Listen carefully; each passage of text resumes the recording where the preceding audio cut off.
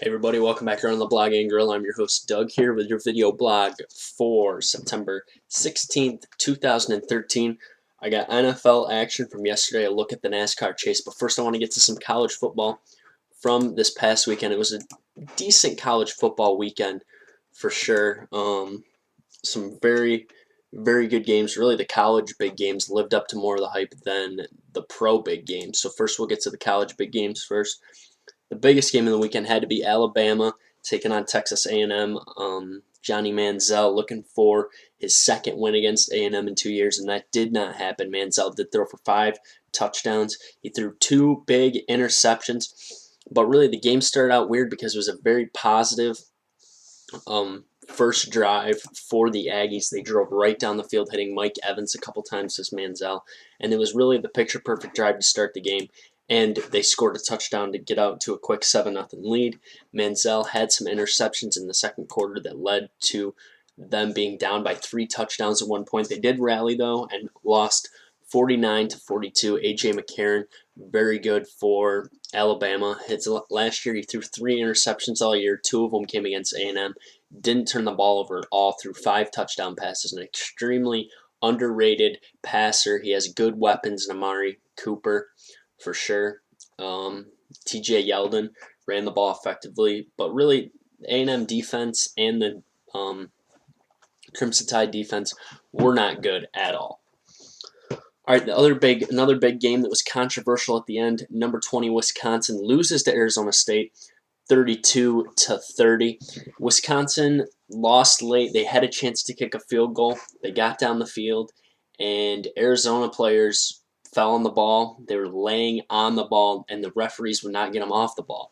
And the clock did run out on Wisconsin when Wisconsin was at the Arizona State 15. So kind of a strange play for sure. Tough loss for Wisconsin, but Arizona State is very good in the Pac-12.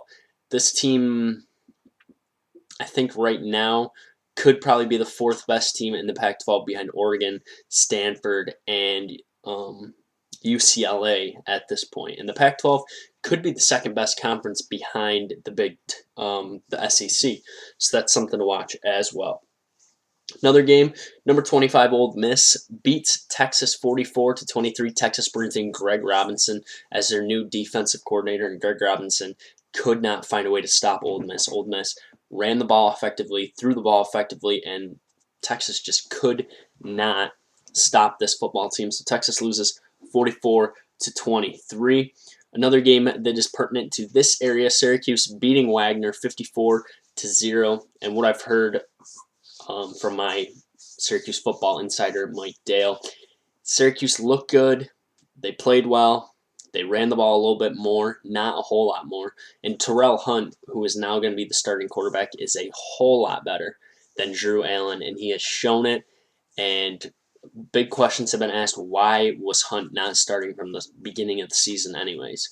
So a little bit of an issue there. Of course, you have the rookie head coach, Scott Schaefer, so that could be why that went as it did. All right, let's take a look at the upsets from this week. Not very many. We already talked about Wisconsin getting upset by Arizona State, and really the other upset was just Texas Tech beating TCU 20-10, so the number 24 team loses.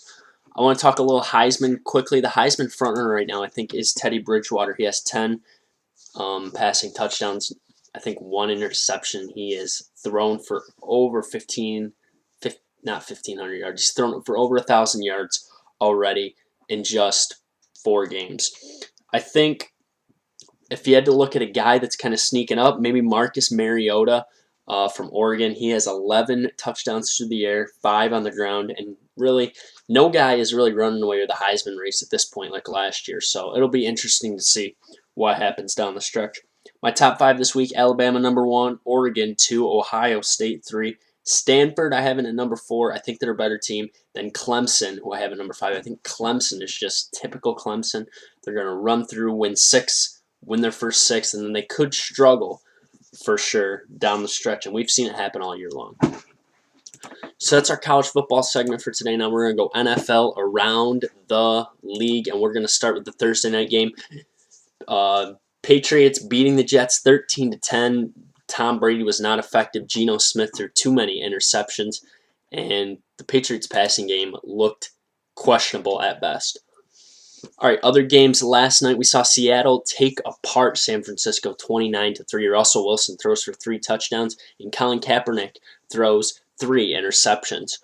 Oakland and Jacksonville, Terrell Pryor has a decent game. Jacksonville struggles once again. Oakland gets the win 19-9. Denver and the Giants, this game did not live up to the hype at all. Eli Manning throws 2 second-half interceptions, and they lose to the Broncos 41-23. Arizona and Detroit, a late touchdown by Rashard Mendenhall for the Cardinals gives the Cardinals the win over the Lions 25-21, even though Kelvin Johnson has 2 touchdown catches. Jimmy Graham goes for over 190 yards receiving for the Saints as they beat Tampa Bay 16-14. Atlanta, Roddy White, Julio Jones have some big games. Julio Jones has a new career high in receptions, and a new career high in receptions and receiving yards. He gets it done as Atlanta beats St. Louis 31-24. E.J. Manuel, a late game drive to win it. A touchdown pass to Stevie Johnson with 2 seconds remaining as the Bills beat the Panthers 24-23.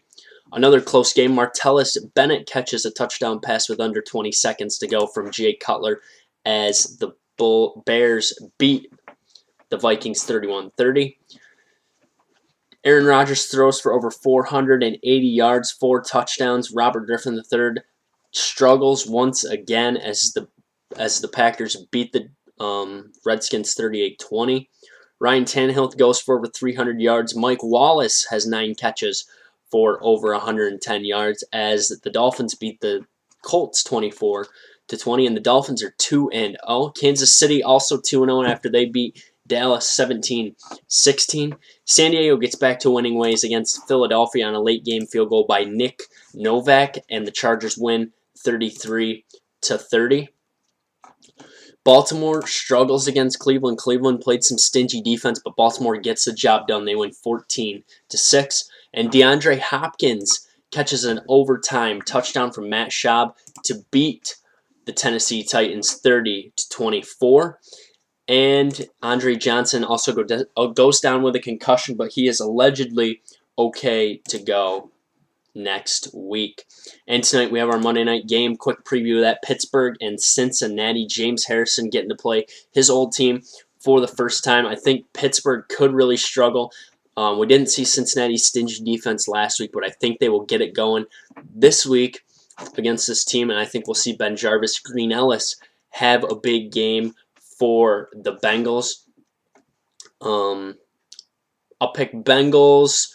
I'm going to go Bengals 24, Pittsburgh 13. That's my pick there.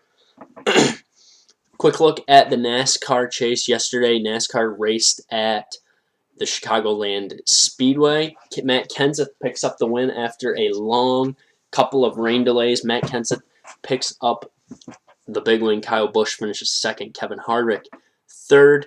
And the big mover in the points was Jeff Gordon, jumping from 13th all the way up to 7th. And the 2 guys taking the biggest hit, Joey Logano and Dale Earnhardt Jr., both blow engines. They're now 52 and 53 points back. The next race will be next week at the New Hampshire.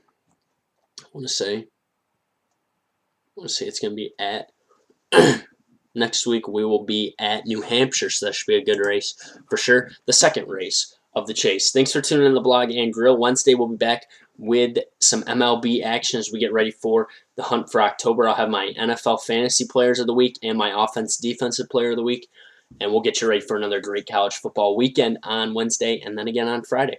So thanks for tuning in. Always remember, follow me on Twitter at YankeeBaller415. Comment, question, subscribe to my page. Thanks for tuning in to the Blog and Grill. I will see you on Wednesday. Have a good one.